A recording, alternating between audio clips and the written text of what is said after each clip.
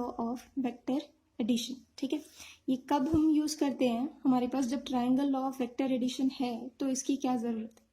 हम तब यूज करते हैं जब हमारे पास दो कोइनिशियल वेक्टर्स होते हैं। ठीक है ना, जैसे ये P और ये Q वेक्टर है, तो ये कैसे हैं? कोइनिशियल, एक पॉइंट से दोनों निकल रहे हैं, इसका मतलब क्या है? ये कोइनिशियल वेक्टर्स हैं। और जब कोइनिशियल वेक्टर्स होते हैं तब आप क्या करोगे? Parallelogram law of vector addition लगाओ। वो क्यों? आप क्या करते हो कि इसके पैरेलल एक लाइन यहाँ ड्रॉ करते हो और इसके पैरेलल एक लाइन यहाँ ड्रॉ करते हो, तो ये जो पूरा है वो आपका बन जाता है पैरेललोग्राम। ठीक है, और पैरेललोग्राम की क्या होती है? ऑपोजिट साइड्स इक्वल होती हैं। तो ये P वेक्टर है तो ये भी P वेक्टर होगा। और अगर आपको डायरेक्शन सेम करनी है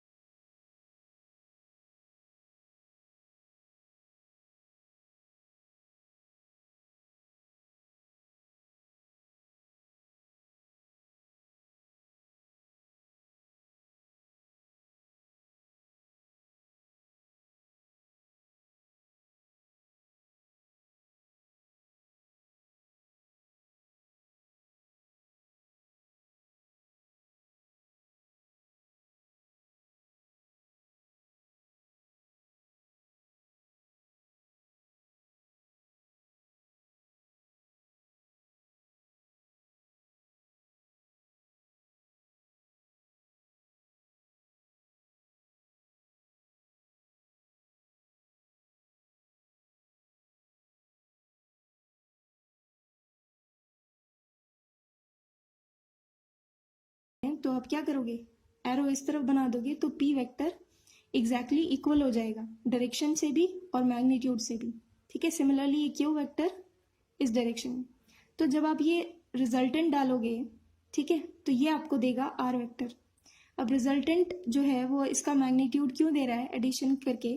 क्योंकि हमने देखा था ट्राइंगल लॉ में कि यहाँ पर P vector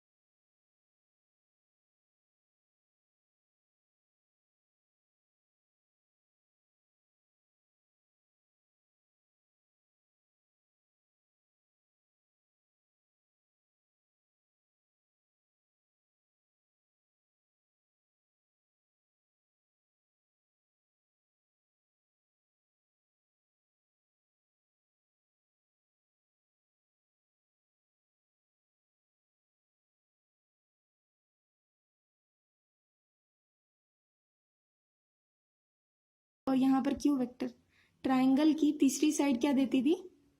magnitude of the added P vector and Q vector. ठीक है ना, तो सिमिलरली सेम प्रोसेस हम यहाँ करेंगे। हमने क्या किया? इस ट्राइंगल को नेम दे देते हैं ABCD। ठीक है, तो ये हो गया आपका ABCD, क्या हो गया? पैरेललोग्राम। और इस पॉइंट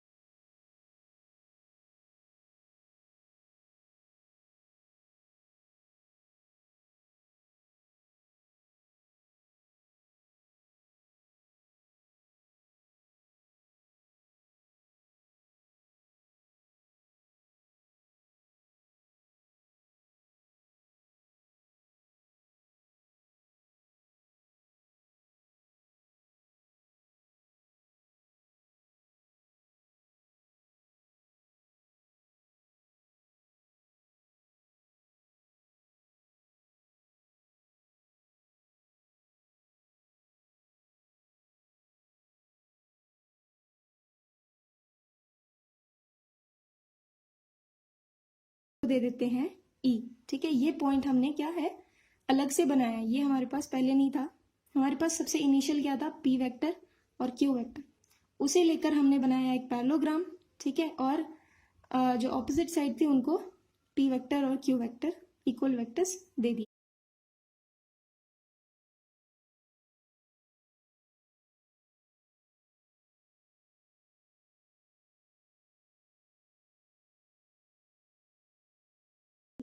उसके बाद ए बी को एक्सटेंड किया और ये सी ई परपेंडिकुलर उस पर ड्रॉ कर दिया।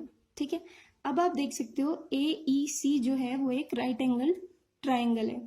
तो सेम हमने जैसा पहले किया था triangle law of vector addition में, आप इस वाले ट्राइंगल में ए सी ई में जो है वो सेम प्रॉपर्टीज अप्लाई करोगे। ठीक है, प्रॉपर्टी क्या थी कि आपका जो आर वेक्टर है, ये आर वेक्टर को अगर मैं ए सी लिख दूं, ए सी का स्क्वायर जो है वो आपका ए ई स्क्वायर्ड प्लस सी ई स्क्वायर्ड बनेगा।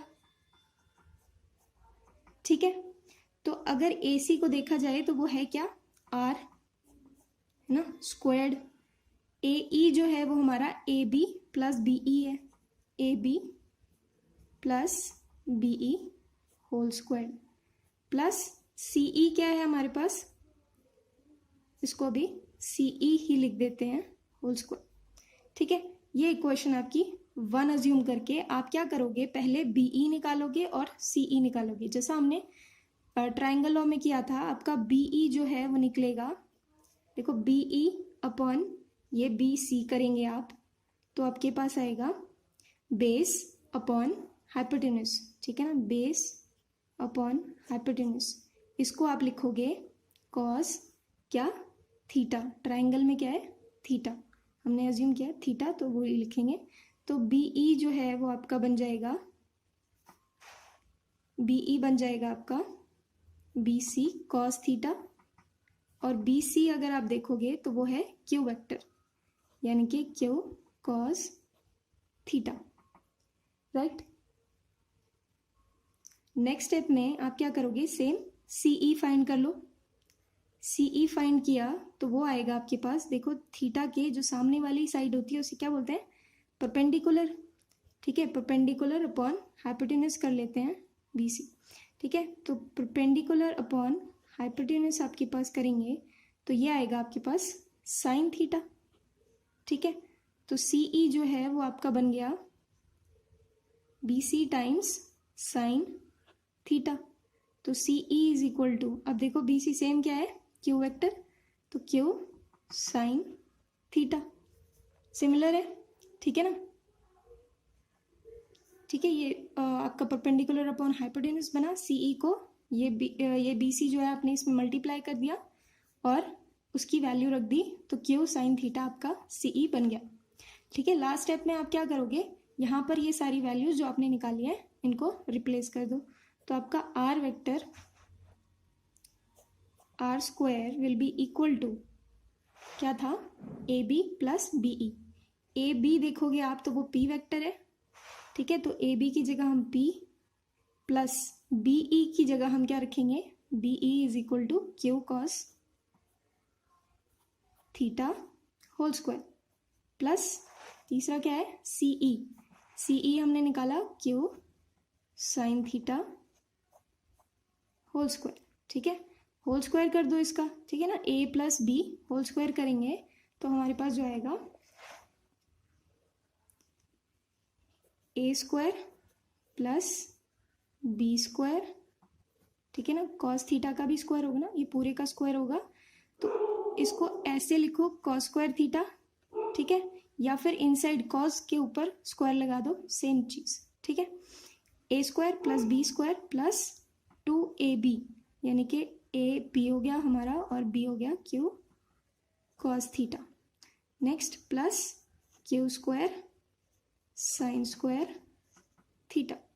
ठीक है ना, तो हमारे पास क्या बन गया, पी स्क्वायर, इसको लिख दिया P square, Q square cos square theta और Q square sine square theta. ठीक है, इन दोनों के पास क्यू स्क्वायर है तो हमने पहले भी किया है, क्यू स्क्वायर कॉमन ले लिया, कॉस स्क्वायर थीटा बना प्लस साइन स्क्वायर थीटा बना। ठीक है ना, इसको एज इट इज लिख दो, ये 2p कॉस थीटा। ठीक है ना, सिंप्लीफाई करने की बात है सिर्फ। तो हमारे पास क्या बन गया, अब देखो cos square theta plus sine square theta जो बनाता है वो होती है वैल्यू 1, राइट। तो P square plus Q square में मल्टीप्लाई किया 1, क्यू स्क्वायर ही बनेगा प्लस 2p कॉस थीटा, यहाँ पे आप रीज़न लिख लो चाहें, cos square theta plus sine square theta is equal to क्या होता है 1। ठीक है, तो फाइनली आपका आर वेक्टर, ठीक है ना, यहाँ पे क्या है आर स्क्वायर्ड है, हम क्या करेंगे इसको स्क्वायर रूट दूसरी तरफ, P square plus Q square plus 2pq cos theta. ना एक बात आप बहुत ध्यान से रखना कि यहाँ पर जो थीटा है वो क्या है, angle between P and Q. ठीक है, सिमिलर है वैसे तो पिछले केस में, बट इसको डिफरेंशिएट करना है बीटा से। ठीक है, थीटा जो है वो है angle between P and Q vector, मतलब जो दो वेक्टर्स आपको ऐड करने हैं उनके बीच का एंगल क्या है, थीटा। ठीक है, और ये जो दूसरा है बीटा, ठीक है, इसको कहते हैं डायरेक्शन एंगल। ठीक है, ये क्या करेगा, ये जो रिजल्टेंट है इसकी डायरेक्शन बताएगा। ठीक है ना, मतलब ये जो आपका हॉरिजॉन्टल है उससे कितना आपको, ये हॉरिजॉन्टल है आपका, ठीक है, और आप मान लो बीटा आपका 30 डिग्री है, तो आप 30 डिग्री राइज करोगे यहाँ से एंगुलर, ठीक है ना, और आपको रिजल्टेंट की डायरेक्शन मिल जाएगी। तो ये बीटा क्या है, रिजल्टेंट की डायरेक्शन है, और थीटा क्या है, पी और क्यू जो वेक्टर्स आपको ऐड करने हैं उनके बीच का एंगल है। ठीक है, 2pq cos theta. Okay, now first case देखो, अगर आपका थीटा जो है वो 0 डिग्री हो, ठीक है, अगर 0 डिग्री है तो आर वेक्टर क्या बनेगा, P square plus Q square plus 2pq cos 0 degree. अब कॉस 0 डिग्री कितना होता है, हाँ जी, कॉस 0 डिग्री जो है वो आपका होता है 1। ठीक है, तो अंडर रूट करेंगे हम P square plus Q square plus 2pq, 1 से मल्टीप्लाई मतलब नथिंग। ठीक है, तो यहाँ पर अगर आप देखो A square plus B square plus 2ab proper बन रहा है आपका होल स्क्वायर, तो मैं इसको लिख सकती हूँ p प्लस क्यू का होल स्क्वायर और स्क्वायर रूट आउटसाइड, तो ये कैंसिल हो जाएंगे, तो आपका क्या बनेगा, simple p plus Q. Right, अब सिंपल p प्लस क्यू कैसे बनेगा, आप देखो यहाँ पर मैंने क्या किया, थीटा को 0 डिग्री कर दिया। 0 डिग्री का मतलब है कि आपका ये p वेक्टर जिस डायरेक्शन में था q वेक्टर भी उसी डायरेक्शन में। ठीक है ना, तो आपको क्या करना है, सिंपली दोनों को ऐड कर देना है। ठीक है ना, तो आपकी vector algebra simple normal algebra बन जाएगी। ठीक है ना, नेक्स्ट केस में अगर आप थीटा 90 डिग्री कर दें तब क्या होगा, चलो देखते हैं। सेकेंड केस है आपके पास theta is equal to 90 degree. ठीक है, अगर ऐसा कर दिया जाए तो आपके पास आर रिजल्टेंट वेक्टर बनेगा under root P square plus Q square plus 2pq cos 90 degree. Cos 90 जो है बच्चे वो होता है 0 डिग्री, और सॉरी वैल्यू होती है उसकी 0। कॉस 90 डिग्री की वैल्यू क्या होती है, 0। तो ये हो गया P square plus Q square plus 2pq में क्या होगा, 0 मल्टीप्लाई होगा तो ये 0 हो जाएगा, तो आपकी सिंपली क्या आ जाएगी, square root P square plus Q square.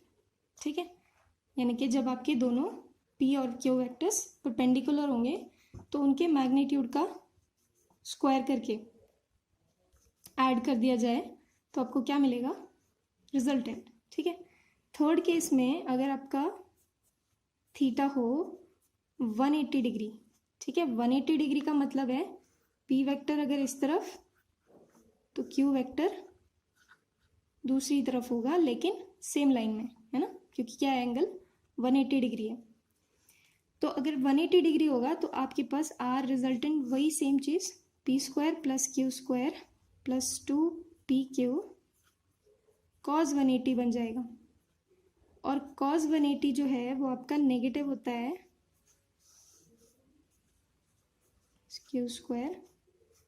Cos 180 कितना होता है आपका -1। ठीक है, तो ये आपका -1 से 2pq मल्टीप्लाई होगा, माइनस के 2pq बन जाएगा। ठीक है, अब आप ध्यान से देखोगे तो a square plus B square minus 2ab ये आपका बनता है a माइनस बी का होल स्क्वायर, ठीक है ना, और स्क्वायर रूट वापस लगाएंगे जो थी, तो वो कैंसिल हो जाएगी। तो आपके पास जो r यहाँ पर बनेगा वो होगा सिंपल p माइनस क्यू, ठीक है ना। जैसा आप देख सकते हो, अगर आपके पास p वेक्टर इस तरफ है और ये आपका q वेक्टर है, ठीक है ना, तो क्या होगा, सिंपल सब्ट्रैक्शन होगी, क्योंकि ये क्या है, एक दूसरे के साथ इंक्लाइन है ही नहीं, सिंपल सेम लाइन में है, इसकी वजह से क्या हुआ, ये सिंपली ऐड या सब्ट्रैक्ट